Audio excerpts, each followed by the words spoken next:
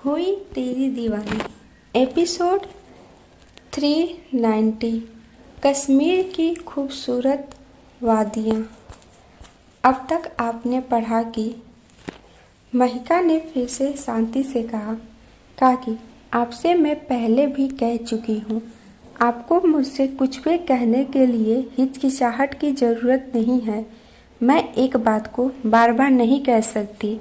सुमन काकी महिका की बात सुनकर मुस्कुरा दी। उन्होंने मुस्कुराते हुए कहा, हाँ जानती हूँ प्रिंसेस, वो मैं तो ये पूछने जा रही थी कि। फिर उन्होंने एक तरफ देखते हुए कहा, कुछ पल रुककर कहा, क्या हम मंदिर को खोल सकते हैं?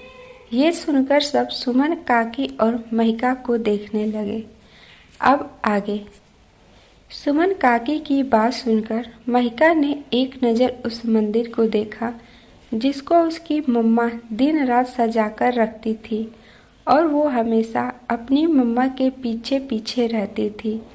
ये सब याद करके उसने एक बार अपनी आंखें बंद की और आंखें खोलकर सुमन काकी को देखकर कहा, आपको जैसा लगे वैसा कीजिए, आपको जो ठीक लगता है आप वो कीजिए, आपको बार बार मुझे से पूछने की ज़रूरत नहीं है। महिका की बात का मतलब सबको समझ आ गया। सबको दूसरी बार बहुत ज़्यादा हैरानी हुई, लेकिन खुशी भी उतनी हुई। सुमन काकी ने मुस्कुराते हुए खुशी से कहा, प्रिंसेस आप सच कह रही हैं। महिका ने बस अपना हाँ में सर हिला दिया।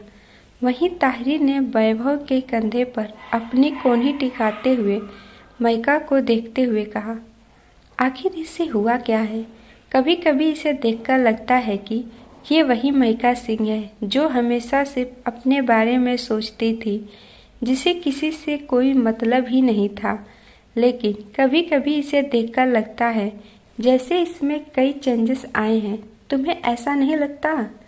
वैभव ने अपनी कंधे की तरफ देखा और अपना कंधा नीचे कर लिया जिसके सहारे ताहिरी खड़ी थी। वो गिरते गिरते बची। खुद को संभाल उसने गुस्से से वैभव को देखा तो वैभव ने महिका को देखते हुए कहा, जो भी हो रहा है अच्छा हो रहा है। तभी सुमन काकी ने खुश होते हुए महिका से कहा, तो मैं पूजा करने की तैयारी करती हूँ और मंदिर को अच्छे से सजाती हूँ प्रिंसेस। आप अपने हाथों से पूजा करेंगी ना?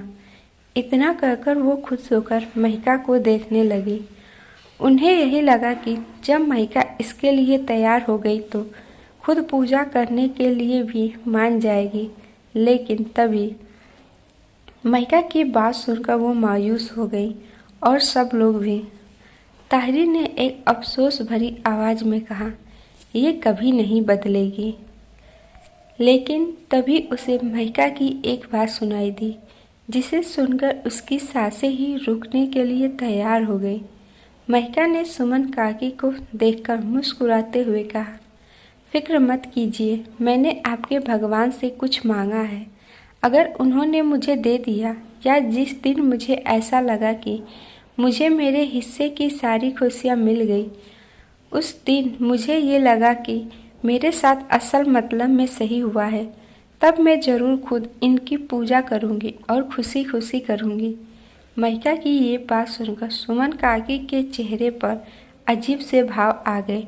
सबके चेहरे पर भी ऐसे ही भाव आ गए थे, लेकिन रंजीत की नज़र तो महिका की मुस्कान पर थी जो काफ़ी अजीब या रहस्यमयी थी।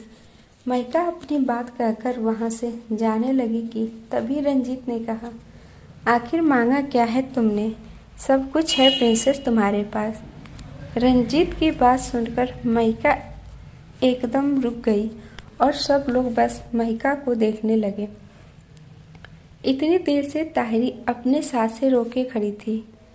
महिका ने तो उसके दिल की धड़कनें ही बंद कर दी थी। तभी महिका पीछे मुड़ी और रंजीत को देखने लगी जो उसे ही गौर से देखे जा रहे थे। उसने बाकी सबकी तरफ देखा और उसके ही बोलने का इंतजार कर रहे थे। तभी महिका ने मुस्कुराकर रंजीत से कहा, अपनों की खुशियाँ। इतना कहकर उसने सबकी तरफ देखा और वहाँ से चली गई और सब लोग महिका को जाते हुए देखते रहे।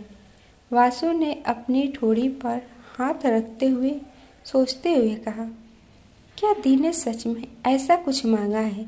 फिर तो मैं भी मांगूंगा।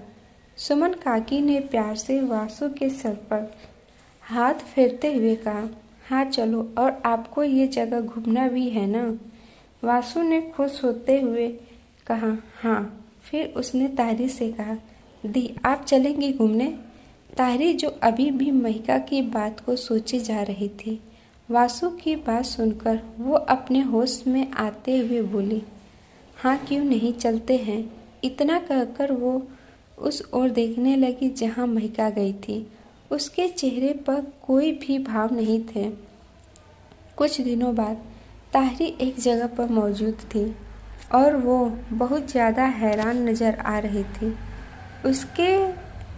उसने एक समय काफ़ी गर्म कपड़े पहन रखे थे और वो अपने ग्लव्स पहने हुए हाथों को आपस में रगड़े जा रही थी और उसके हैरानी वाला मुंह जो बहुत बड़ा खुला हुआ था और उसमें से अपने आप भाप निकल रही थी और वो अपने सामने खड़े एक बड़े से बर्फ के पहाड़ को देखे जा रही थी और उसी के लेफ्ट राइट युवराज और वैभव खड़े थे, जो कब का उसका ये रिएक्शन देखकर पक चुके थे।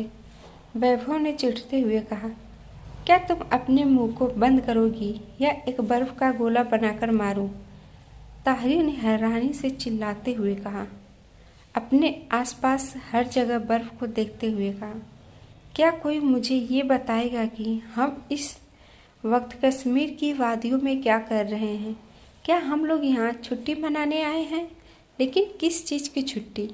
ये बोलकर वो वैभव और युवराज को सवालिया नज़रों से देखने लगी, जो उसकी बात सुनकर आसपास देखने लगे थे। उन्होंने ताहिरी की बात का कोई जवाब नहीं दिया, बस उन कश्मीर की खूबसूरत वादियों को देखने लगे।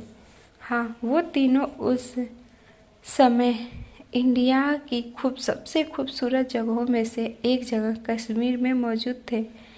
अपने सवाल का जवाब ना मिलते देख ताहिरी ने दोबारा परेशान होते हुए जमीन पर पैर मारते हुए कहा, तुम दोनों मुझे बता क्यों नहीं रहे हो? या यही इन खूबसूरत वादियों में तुम दोनों को गाड़ दूं? वैभव और युवराज दोनों ने उसे देखा। अगर उन्होंने उसके सवाल का जवाब नहीं दिया तो वो सच में वो कर देगी जो उसने कहा है। वैभव ने युवराज को इशारा किया। आप सबको क्या लगता है, क्या युवराज और वैभव बता देंगे कि वो यहाँ पर क्यों आए हैं? कमेंट करके अपना जवाब देना ना भूलिएगा। और आप सबको ये पार्ट कैसा लगा, लाइक और कमेंट ज़रूर करिएगा।